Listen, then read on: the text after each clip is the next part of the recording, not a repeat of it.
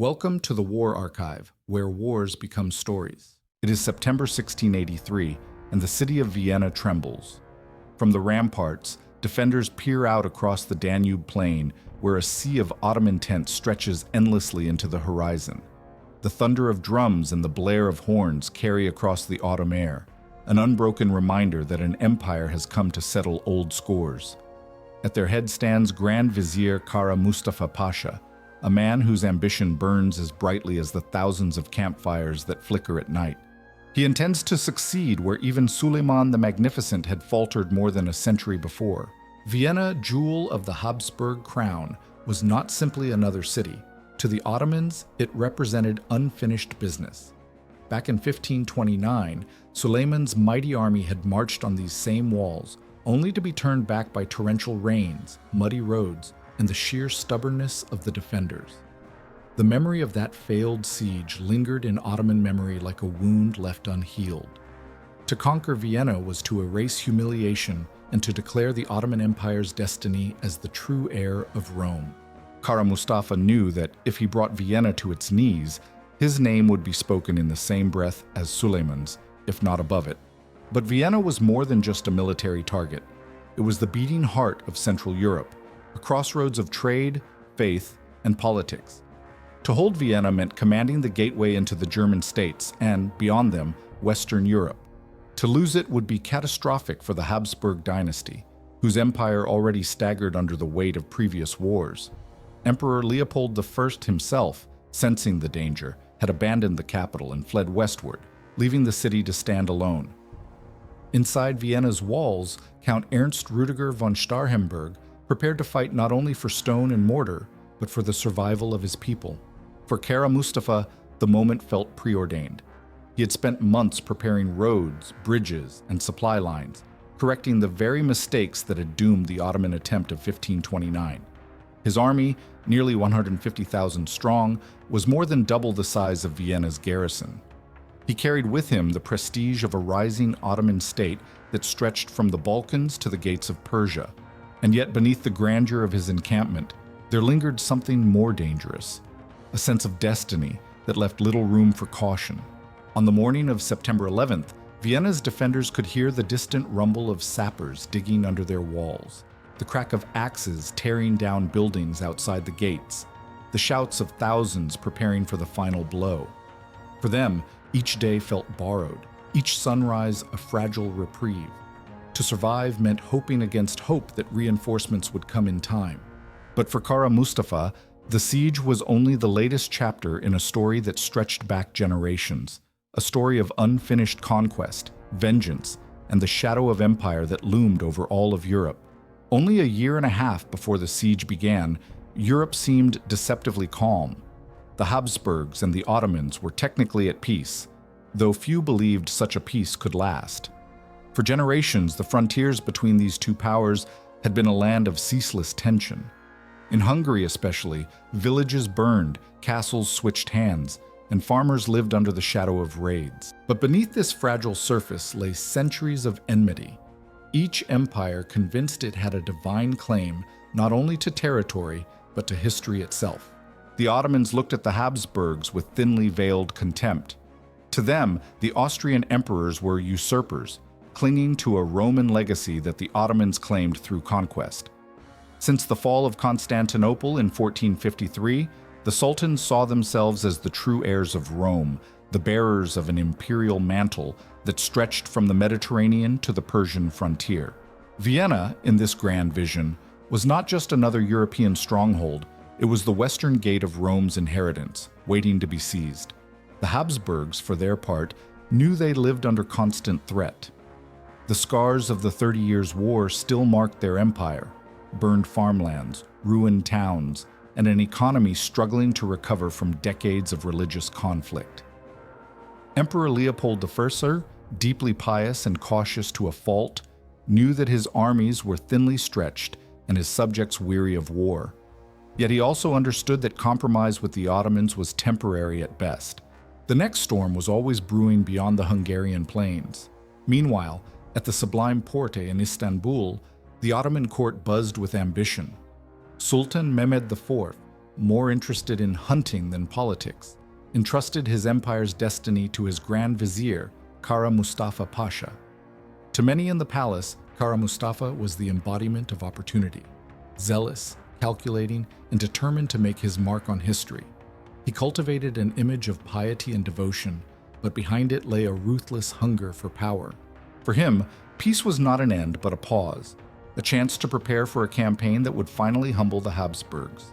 In taverns, markets, and churches across Europe, rumors spread that war was inevitable. Merchants whispered of Ottoman caravans moving supplies across the Balkans, of new bridges built where none had been before, of stockpiles of grain and weapons flowing westward. Few doubted what these signs meant. The eternal enemy was moving again, and this time it seemed Vienna would be the prize. And so, while the banners of peace still fluttered officially between Istanbul and Vienna, the truth was plain to anyone who cared to look. The calm was an illusion. The storm was already gathering. Why 1683? Of all the years that stretched before Kara Mustafa and his Ottoman court, why was this the moment chosen to gamble everything on Vienna? The answer lay in three intertwining threads that together wove a picture of opportunity too tempting to resist. The first was Austria's weakness. The Habsburg lands were still recovering from the devastation of the 30 Years' War, which had ended only a generation earlier. Whole provinces had been burned out, economies shattered, and populations thinned by famine and disease. Even in Vienna, scars of the conflict remained, districts slow to rebuild, noble families still struggling to restore fortunes. Though Austria was still formidable on paper, its treasury was strained, and its armies far smaller than they had once been. The second was the frontier. In Hungary, the border between Christian and Muslim Europe was not a line but a wound, constantly reopened by raids, counter-raids, and skirmishes. Villages smoldered, fortresses changed flags, and soldiers on both sides bled without decisive victory.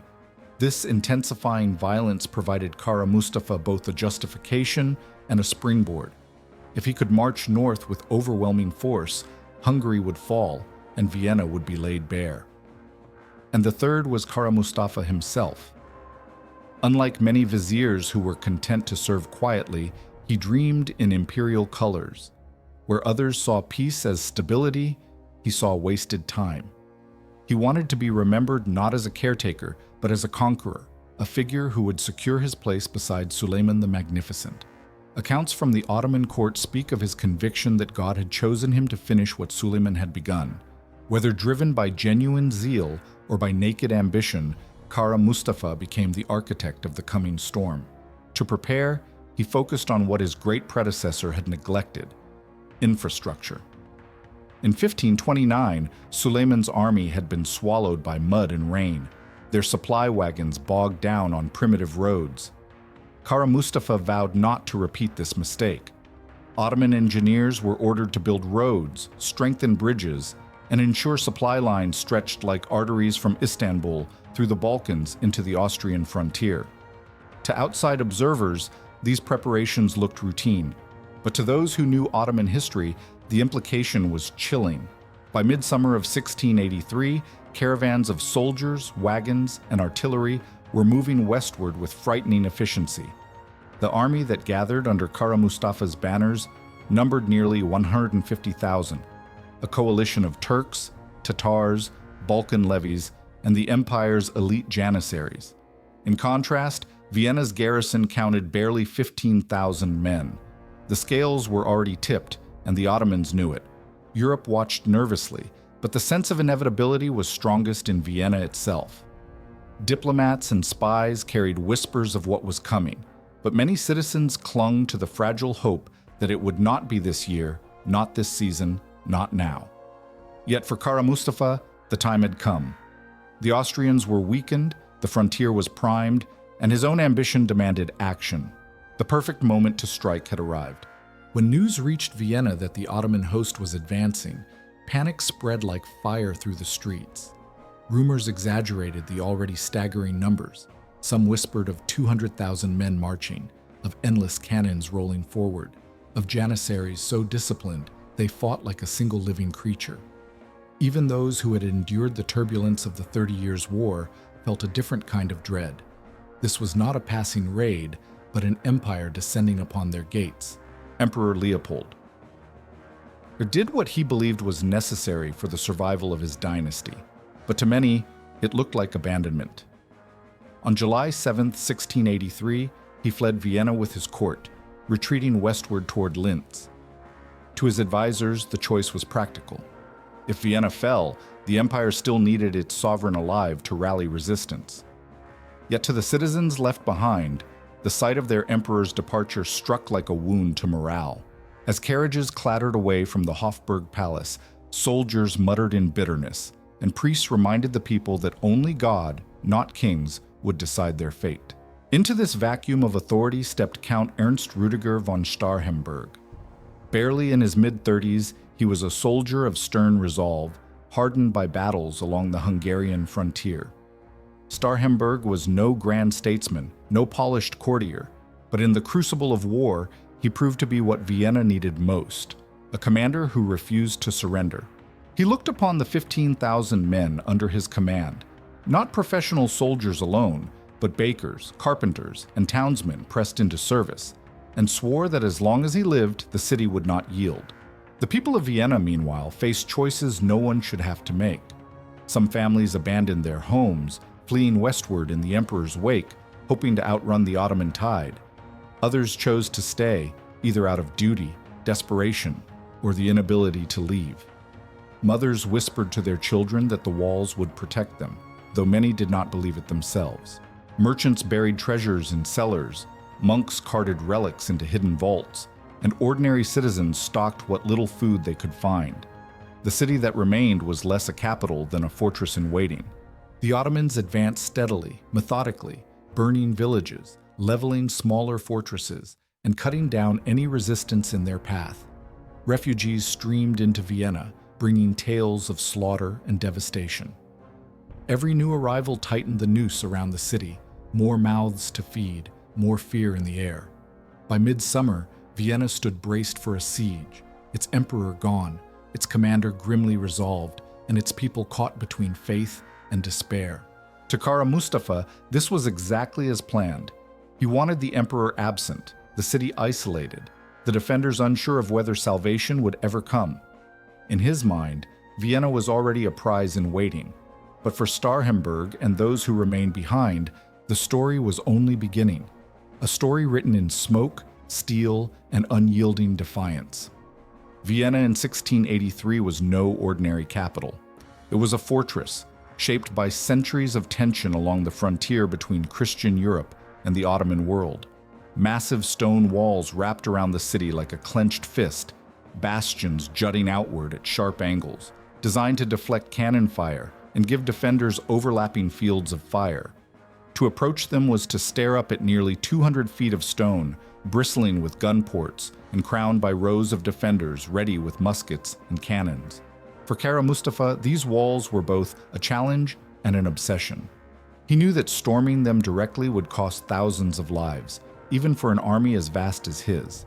Instead, he chose the patient art of siegecraft, digging trenches, building earthworks, and planting mines beneath the foundations. He had read the lessons of Crete, where Ottoman sappers had destroyed walls with explosives, and he intended to repeat that grim success at Vienna. Inside the city, Starhemberg organized every able hand. Soldiers patrolled the walls, cannons were rolled into position, and carpenters repaired damaged sections day and night.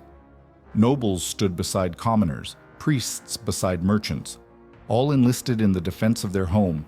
Even children were pressed into service, carrying water to put out fires and fetching stones for barricades. In every street, the tension was palpable, the sense that life itself had been reduced to waiting, watching, and praying. But Vienna's strength was also its weakness. The walls could shield the people from Ottoman assault, yet they could not feed them.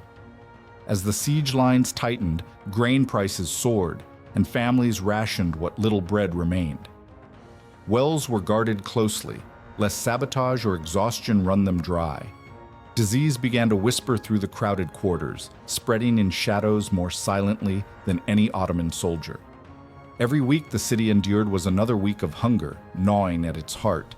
Still, morale did not collapse. Priests carried crucifixes along the walls, blessing soldiers before their watches. Bells tolled daily, reminding all that faith and endurance were their strongest weapons. Starhemberg himself was tireless, walking the ramparts, speaking directly to defenders, promising that relief would come, that Vienna was not forgotten. He understood that courage, like powder, could run out, and so he rationed it carefully, never allowing despair to overwhelm discipline. From the walls, the people could see the enemy. Ottoman tents spread across the plain like a second city, bright silks, banners, and the glint of thousands of weapons. At night, the glow of countless fires painted the horizon red, a silent message that Vienna was surrounded, hemmed in by an empire. To some, it felt like staring into the maw of history itself, as though all of Europe's fate balanced on their crumbling ramparts. The siege had begun in earnest. Vienna was now not simply a city. It was a crucible where hunger, faith, and defiance would be tested against the full weight of the Ottoman war machine. When Kara Mustafa arrived before Vienna in July 1683, he wasted no time in imposing order on chaos. His first command was ruthless but effective. Every building, chapel, and farmhouse outside the city walls was to be torn down. The Ottomans stripped the suburbs bare, using the timber and stone to build their own fortifications while denying the defenders any cover. What had once been a lively ring of villages became a barren, killing ground, ensuring that anyone venturing beyond the gates would face nothing but open exposure. The heart of Ottoman strategy lay underground. Kara Mustafa was determined to avoid costly frontal assaults, and so he turned to the patient craft of the sapper. His men began to dig, first trenches and zigzagging lines that crept ever closer to the walls, then deeper tunnels burrowing beneath the earth. The plan was to pack these mines with barrels of gunpowder and shatter Vienna's bastions from below. It was a method proven during the long struggle for Crete, and if successful here, it would bring the Habsburg fortress crashing down. Above ground, the trenches grew like veins across the plain. They shielded Ottoman soldiers from Vienna's cannons and allowed engineers to push their works ever forward. To the defenders peering down from the walls, it was a slow-motion nightmare. Each day, the earthworks crept closer. Each night, the sound of picks and shovels echoed faintly beneath the city. The soldiers knew what it meant. Somewhere under their feet, the enemy was preparing to blow them sky high. Inside Vienna, Starhemberg countered as best he could. He sent patrols to sally out at night, setting fire to siege works, ambushing sappers, and dragging prisoners back through the gates. These sorties were daring but costly, for every man lost thinned the already desperate garrison. To fight above the walls and below them was a torment that strained both discipline and sanity. The tension was not only military but psychological. Ottoman drums beat in relentless rhythm, echoing through the night to rob the defenders of sleep. Shouts of muezzins called the faithful to prayer across the plains, reminders that this siege was not merely a contest of armies, but of civilizations, faiths, and destinies. For the people huddled within the city, the sound carried a chilling message. Their enemy was countless, tireless, and certain of divine victory. Yet time was not on Kara Mustafa's side. Each week of siege was another week for Europe to stir. News of Vienna's plight traveled by courier and priest, by merchant and soldier, until it reached the courts of Krakow, Venice, and Rome. Emperor Leopold, though absent, had not been idle. He sent word that the defense of Vienna was the defense of Christendom itself, and that every throne west of the Danube must answer the call. For Kara Mustafa, the mines beneath Vienna's walls were a race against time. He knew that sooner or later relief would come. His challenge was simple and terrible. Could he destroy the city before its saviors appeared on the horizon? As the Ottoman trenches snaked ever closer to Vienna, messengers rode across Europe carrying desperate pleas for aid. Emperor Leopold, from his refuge in Linz, wrote letters invoking both politics and faith, framing the siege not as a single city's plight, but as the front line of Christian civilization itself. The fall of Vienna, he warned, would open the road to the German states, perhaps even to Rome. If the Habsburgs collapsed, no kingdom west of the Danube would be safe. The appeal found its strongest echo in Rome. Pope Innocent King, already wary of Ottoman advances in the Mediterranean, seized upon Vienna's peril as an opportunity to forge unity among Europe's often feuding powers. He cast the defense of the city as a holy cause, a continuation of the Crusades in spirit, if not in name. From pulpits across Christendom, priests thundered sermons that declared Vienna's walls to be the bulwark of faith. Donations poured in, and banners bearing the cross were unfurled once more. But transforming inspiration into action was no simple matter. Europe in the 17th century was a mosaic of rivalries. Germans mistrusted Poles, Venetians resented Austrians, and the various princes of the Holy Roman Empire squabbled over precedence and privilege. Yet the Ottoman threat was so immense, so undeniable, that even old enemies were forced into alliance. Slowly, painfully, the Holy League began to take shape, an uneasy coalition bound by desperation more than love. At its heart stood Charles of Lorraine, appointed commander of the imperial forces, and King John III Sobieski of Poland, a monarch both admired and feared for his daring cavalry tactics. Venice pledged naval support, while smaller German principalities contributed men and supplies. Each came with their own motives: glory, faith, survival. But together they promised what Vienna needed most: reinforcements. The propaganda of the moment was potent. Broadsheets and letters described Vienna as the shield of Christendom. Priests compared the struggle to ancient battles where Christians had held against overwhelming odds. In taverns from Krakow to Cologne, men toasted the coming fight, though many prayed just as fervently that their sons would be spared from marching into it. Still, the promise of a united front did not erase the practical difficulties. Armies had to be raised, supplies gathered, roads cleared, and above all, jealousies soothed. Weeks passed as messengers argued, princes delayed, and generals calculated. For Vienna, enduring hunger and nightly bombardment, the delays were maddening. Every day the Holy League spent gathering its strength was another day the city endured alone. And yet, the idea of a crusade had been reborn. Across Europe, banners began to move, drums began to beat, and the long march toward Vienna had begun.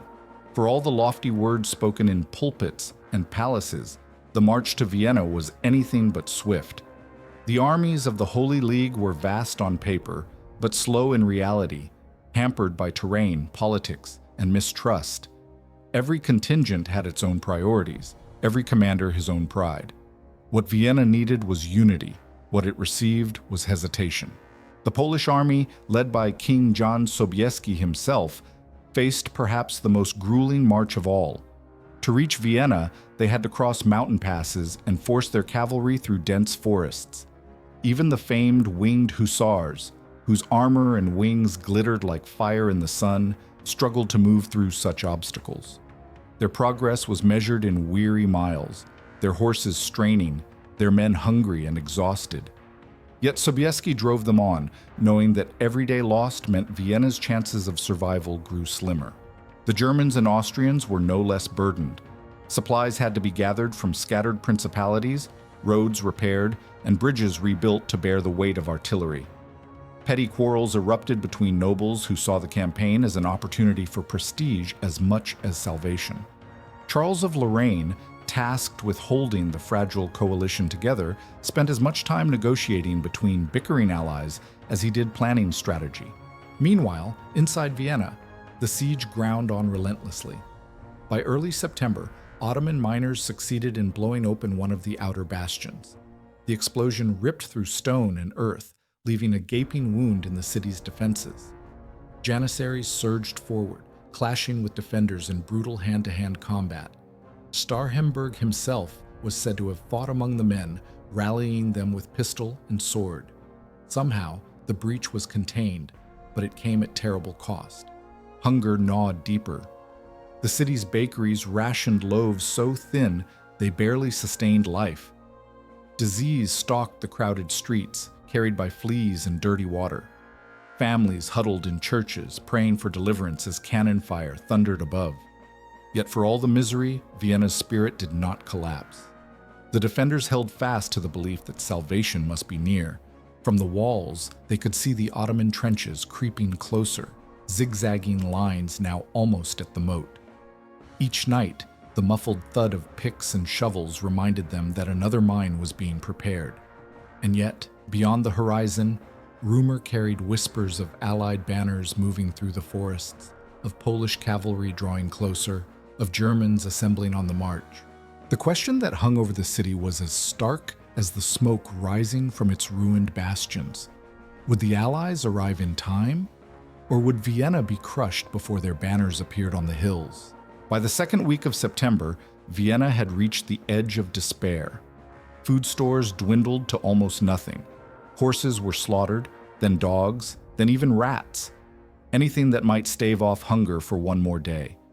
Families huddled in dark cellars, praying not for comfort, but for endurance.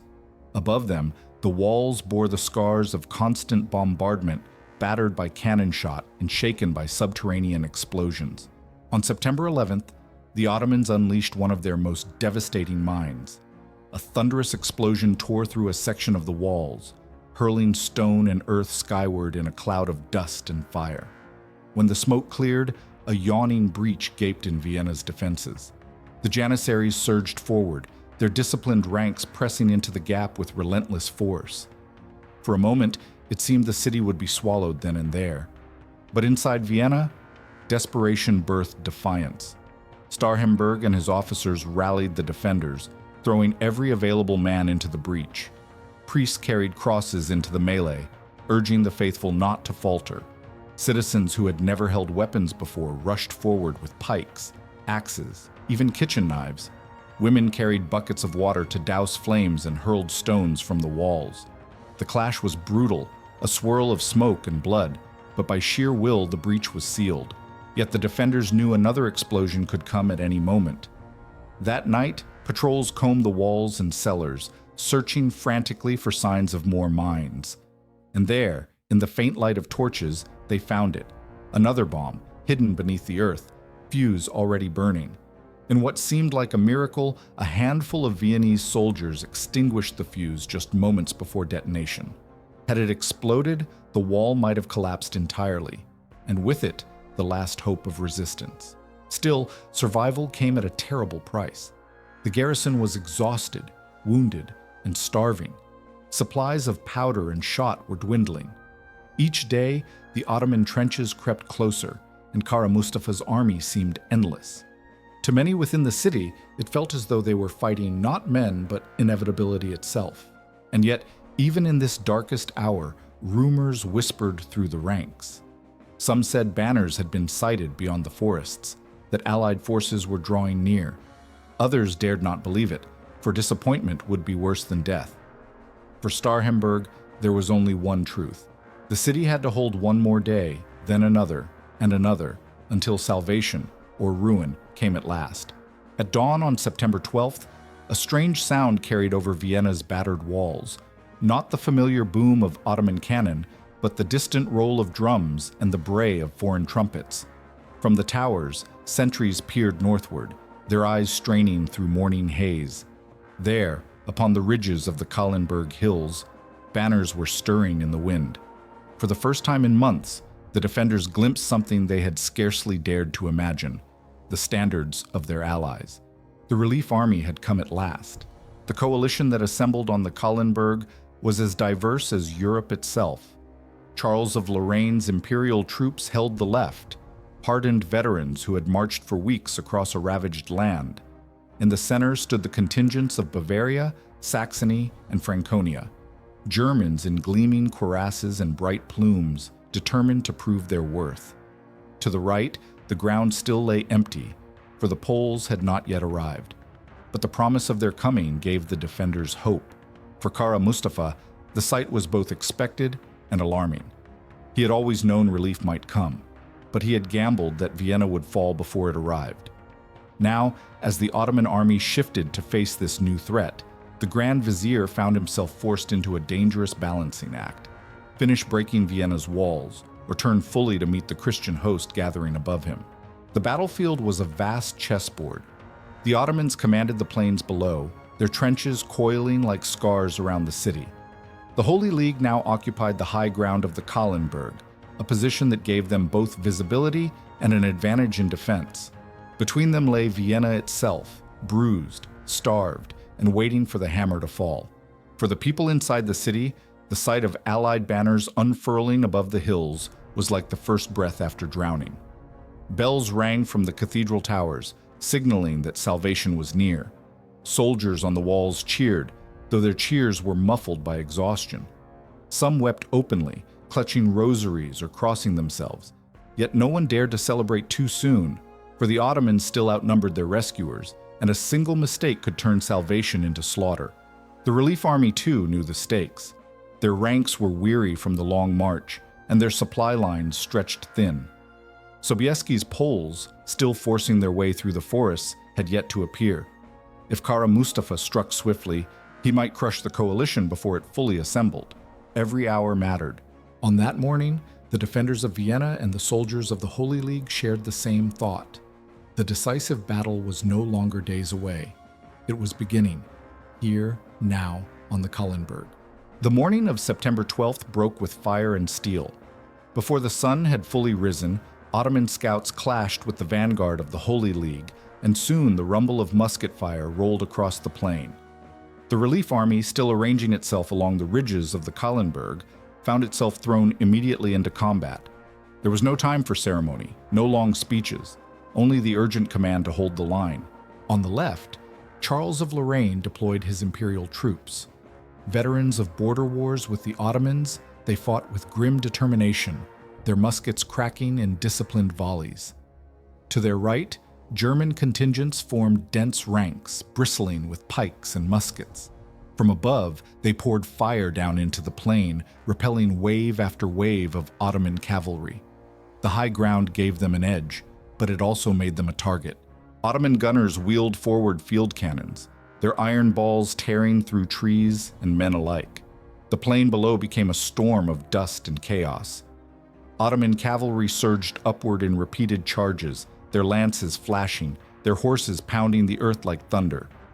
Time and again they slammed into the Christian lines, only to be thrown back by a wall of steel and shot. The defenders fired in rotations, one rank kneeling, one standing, one reloading, creating a rhythm of death that chewed into the attackers. Still, the assaults did not stop. The Ottomans knew that if they could break the Holy League before the Poles arrived, victory would be theirs.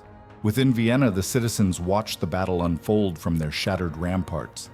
They saw smoke rising from the hills, heard the roar of cannons echo through the valley. For some, it was torment to stand so close to salvation, yet remain trapped behind their walls.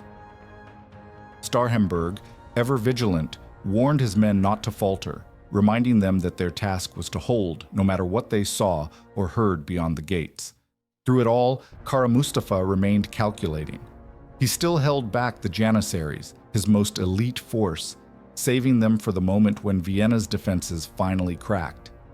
He believed the city was on the verge of collapse, and that committing his best troops too early would waste their power.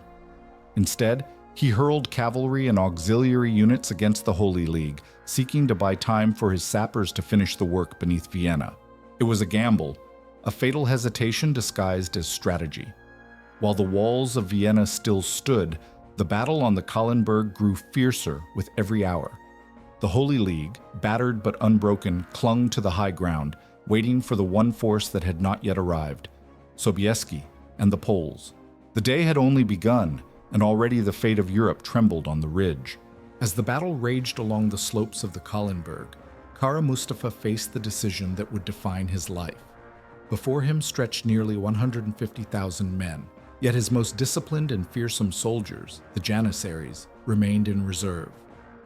Clad in their white felt caps and flowing uniforms, the Janissaries were the pride of the empire, drilled from childhood to fight with unwavering discipline.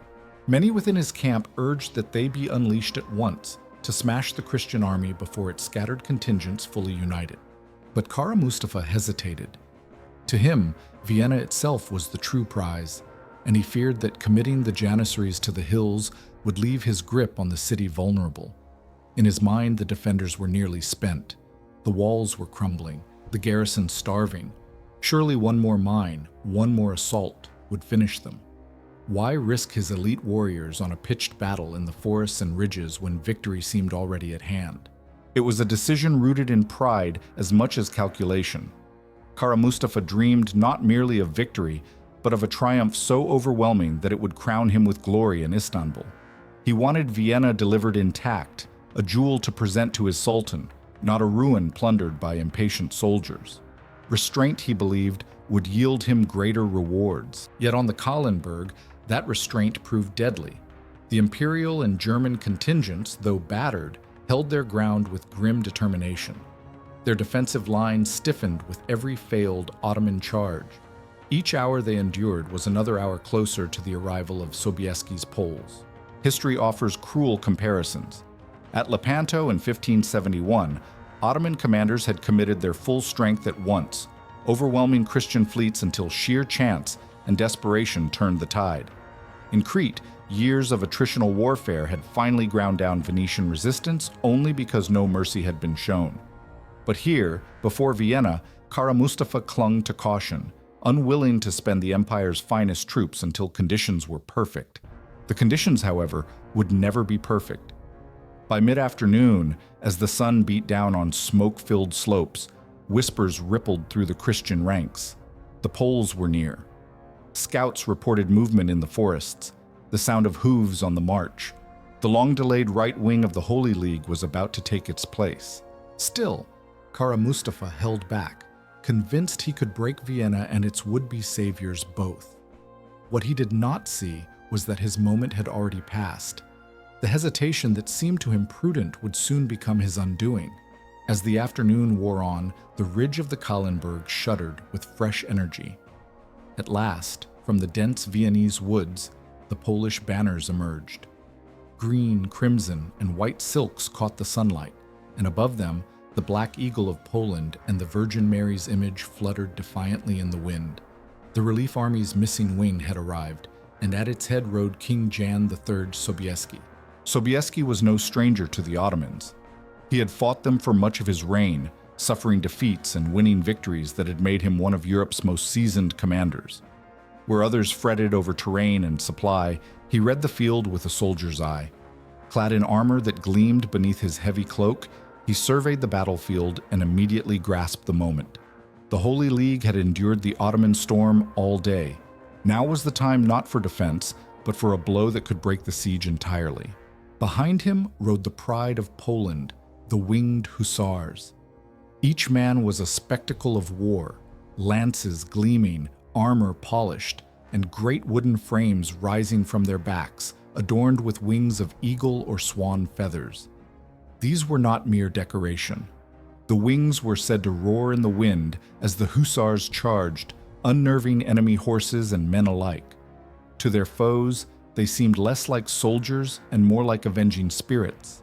But Sobieski was more than a commander of cavalry. He was a king who shared the hardships of his men. He had ridden with them through forests and rivers, eating the same rations, sleeping in the mud, urging them onward mile by mile. His presence on the field was more than symbolic. It was the embodiment of the promise made to Vienna, that Poland would come, and that Christendom would not abandon its frontier. As his troops poured out of the forests and took their place on the right flank of the Holy League, cheers erupted from the beleaguered defenders within Vienna's walls. Bells rang once more in the Stephansdom, their tolling carrying across the city like a heartbeat returning to life. Even the exhausted garrison found renewed strength at the sight, knowing that the battle's balance had shifted. Kara Mustafa, watching from his command post, realized the peril. What had been a contest of attrition was now tilting against him. The Holy League was united at last, Imperials, Germans, and Poles, shoulder to shoulder. Still, he held to his belief that the Janissaries, unbloodied and waiting, would deliver him victory. Sobieski thought otherwise.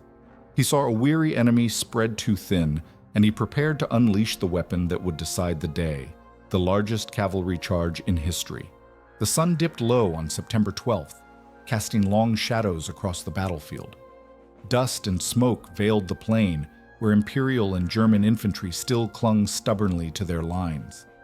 For hours they had endured wave after wave of Ottoman attacks, their muskets hot from constant firing, their shoulders bruised from the recoil.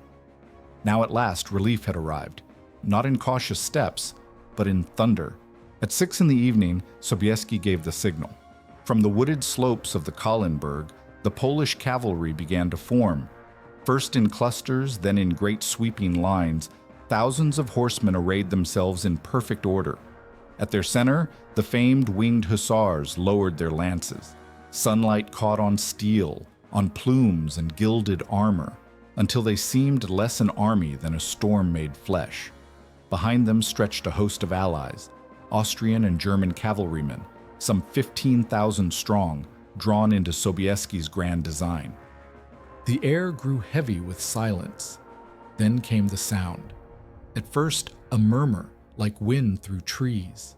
Then a rumble, growing louder and louder, until it became a roar that shook the very earth. Hooves struck the hillside like a drumbeat of doom. Dust billowed skyward as 18,000 horsemen descended the slopes together, the ground trembling beneath their weight. Ottoman soldiers froze at the sight. Many had fought cavalry before, but never in such numbers, never with such terrifying spectacle. The hussars' wings whistled in the wind, creating a sound that mingled with the thunder of hooves, a sound that seemed not of men, but of fate itself bearing down. When the charge struck, it was like a hammer shattering glass. The Ottoman lines buckled instantly, the first ranks crushed beneath the avalanche of horses and steel. Lances splintered, sabers flashed, and the defenders broke into chaos. What had been a disciplined host only hours before now dissolved into panic. Sobieski rode at the forefront, urging his men deeper into the fray. His cry carried above the din, "God is with us." Behind him, the charge rolled forward like a tidal wave, sweeping through camp and trench alike. Ottoman soldiers fled in every direction, abandoning positions, throwing down arms, desperate to escape the storm that had engulfed them. From Vienna's walls, defenders erupted into cheers, some disbelieving what their eyes beheld. The largest cavalry charge in human history was not a tale. It was happening before them, breaking the siege in a single thunderous stroke. For Kara Mustafa, the sight was ruin. His careful trenches, his patient mines, his vision of glory, all crumbled in minutes beneath the hooves of Sobieski's riders. What had seemed destined for triumph now teetered on the edge of disaster. The tide had turned, and the night would bring not conquest, but collapse. The impact of Sobieski's charge tore through the Ottoman host like lightning through dry timber. What began as a ripple of panic at the front lines quickly surged into a wave that consumed the entire camp. Soldiers who had held firm through weeks of siege now broke in terror, fleeing across the plain as cavalry swept through their ranks. Standards fell, trenches were abandoned, and the once formidable Ottoman war machine dissolved into chaos. The Janissaries, held back so long, were finally ordered into action, but it was too late. Thrust into a battlefield already collapsing, they could do little but fight desperate rearguard actions. Some rallied briefly, forming knots of resistance that slowed the Polish hussars for moments at a time. Yet even their discipline could not withstand the sheer momentum of 18,000 horsemen crashing through the heart of the army. Kara Mustafa's most precious reserve had been squandered, their strength wasted not in triumph but in retreat. Inside Vienna, the sound of battle changed. Where once the defenders had heard only the steady drumbeat of Ottoman guns, now came the unmistakable roar of victory. Cheers rang from the ramparts as soldiers saw the enemy faltering, saw their banners trampled into the dust. Starhemberg, seizing the moment, flung open the gates. The garrison surged out in a desperate counterattack, pouring down the causeways to strike the besiegers in their confusion. The clash became a rout. Ottoman trenches, once so carefully constructed, became traps as fleeing soldiers tripped and fell in the dark. Supply wagons overturned, spilling barrels of powder and crates of food into the dirt. Horses bolted, riderless, their saddles still glinting with gilt. The plains that had been an orderly encampment only days before now resembled a battlefield strewn with wreckage, men, and memories of what might have been. Kara Mustafa himself watched from a distance, his vision of victory collapsing before his eyes. In his mind, the city should already have been his, the Holy League scattered, Europe's gate broken open. Instead, he saw his army disintegrating, not from exhaustion or attrition, but from a single thunderous stroke of cavalry. For a commander who had believed caution would preserve his triumph, the irony was bitter indeed. By nightfall, the outcome was no longer in doubt. The Ottomans who had come as conquerors now fled as survivors. Vienna still stood, its walls scarred but unbroken, its people bloodied but alive. For the defenders who had endured hunger, terror, and despair, the sight of the enemy in flight was more than victory. It was deliverance. The Siege of Vienna had ended in a heartbeat, transformed from the brink of collapse to a triumph that would echo through centuries. But the cost and the consequences were only beginning to unfold. When the dust of battle finally settled, Vienna stood in stunned silence. For 2 long months, the city had lived under the shadow of annihilation. Now, in the span of a single evening, that shadow was gone. The Ottoman army, once the most feared host in the world, had melted away into the night.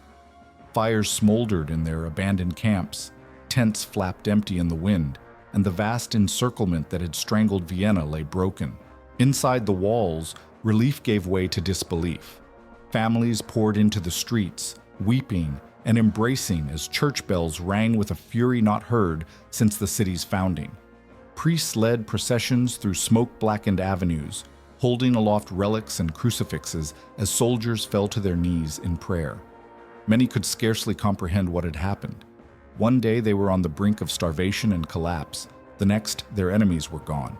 Survivors would later speak of it as if heaven itself had intervened. Count Starhemberg, exhausted and wounded, walked the ramparts he had sworn to defend. His garrison was reduced to a fraction of its original strength, scarred, bloodied, and hollow-eyed, but they had endured. In their faces he saw what no statistics could measure, the defiance of a city that had refused to yield, even when its emperor had fled. For Vienna, his name would become synonymous with unshakable courage. For Kara Mustafa, the story ended far differently. He retreated east with what remained of his army, carrying not spoils, but shame. His gamble had failed, and with it the dream of planting the crescent over Vienna's towers. The Sultan, furious at the catastrophe, ordered his execution. In Belgrade that same year, the Grand Vizier who had marched with such ambition was strangled with a silken cord, the traditional fate of disgraced Ottoman officials. His fall was as swift and final as his defeat. Yet the true measure of victory was not found in Kara Mustafa's death, but in what Vienna's survival meant for Europe. The lifting of the siege was more than a battle won, it was a turning point. For the first time in generations, the Ottomans had been hurled back, not merely contained. The myth of their invincibility was shattered, and the long arc of their decline had begun. Still, for those within the walls, such grand reflections came later.